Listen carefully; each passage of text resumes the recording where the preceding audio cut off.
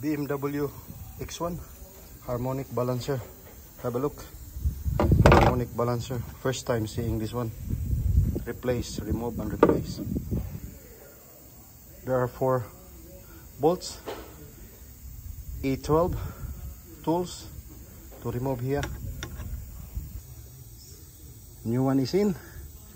Now ready to chuck in the drive belt with this tensioner.